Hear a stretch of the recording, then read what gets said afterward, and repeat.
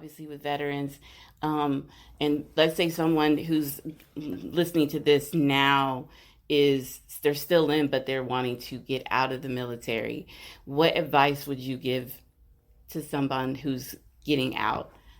The advice I would give someone to getting out of the military is educate yourself, plan, um, prepare, because it is a tough game out here, but there is a lot of opportunity. Utilize your resources, reach out to people, network, network, network, Mm-hmm. because it is so true. The old saying that we've all heard, it's not always what you know, but definitely who you know. And so you Mm-hmm. never know Very who much. may be able to help you get into an opportunity that'll take you to the next level in your life. Okay.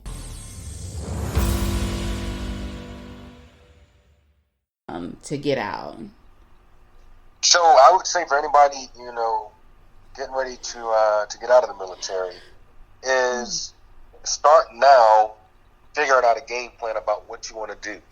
Start identifying what it is you like to do, what it is you feel like you enjoy. If you decide that you want to go and work for somebody, that's fine. But also don't limit yourself in regards to potentially looking at the idea of starting a business, because the greatest thing that I can say that as veterans we offer a very unique quality that a lot of individuals just don't have that aren't that are civilians, and we come with a different work ethic and a different drive. It's not to say that we're any better than anybody, but I just Mm-hmm. believe that the military has instilled something in us of value. So if Mm-hmm. you decide that you want to go and work for an organization or for a company, that go for what you feel like you're worth, and don't settle and don't take anything any less, but go out there with some tenacity and be proactive. But you have to start now. Don't feel like there's a sense of entitlement, because also in the veteran community there's also a negative thing that I believe that slowly tries to rear its head, where a lot of times as veterans we feel like we're entitled to a certain thing. Mm-hmm. Yeah, we may have served that country, and I appreciate our country for supporting us and being there, but at the same time nobody owes us anything. We got to get out there and we still got to make it happen just as anybody else does. And so I say this to say is that believe in yourself, uh, you know tap into the VSOs, the veteran service organizations that are out there, because I think that's going to be your greatest tool. The mission continues, the Wounded Warrior Project. If you're going to be service connected with, disability, or, if you're a female veteran, connecting with Grace After Fire, and Mm-hmm. just all these different organizations that are there to help you succeed. You're not alone, because that's the biggest misconception, and that's what you're going to feel when you get back, because you're accustomed to that way, that military lifestyle, is that you're not alone, and that there are people out there that are going through the same thing, that they're feeling the same exact thing.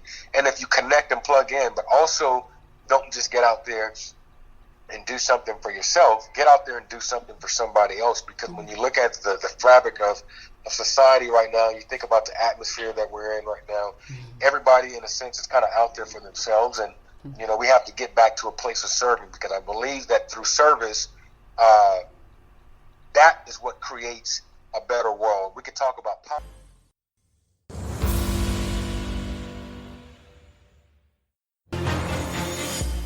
I like that. So for someone now, this is so for someone who has transitioned out of the military, um, you being a veteran, what advice would you give somebody? Let's say they didn't know anything about U.S. vets, Houston. What advice would you give them? Well, one of the things I realized when people transition out of the military, you have a stigma. Mm-hmm. You're like, I'm coming from one one family, if you will, that walks, talks, and acts in a certain way, and now I'm going to go and join the world. Okay, Mm-hmm. um, I tell everybody is be prepared. What most people do that I've found is when they come out of the military, they take advantage of their leave and relax. You want to take a breath. All Okay, right. that's fine, but understand the problem is once that leave comes to an end, you have once you're towards the end, that's when people want to start looking for things. I say be proactive. Okay, get assistance with your resume, with your skills. They have them at every post. ACAPs, the ACAP will help you build a resume. Find organizations that are around there, help you get your resume, help you make sure that you know where you're going to get. Be proactive. That would be my first thing, because when I first came out, I did the same thing as the clients that I've seen. I want to relax. I just get your breath. Right. But what I found when it was time to start finding a job and things, it wasn't just, oh, you're a veteran, come on, and we accept you with open hands. You know, Right. I had to learn the hard way. I need to make this resume match civilian jargon. I need to the little things that you need to do. Now that's coming to fruition. Now I have to get these things together.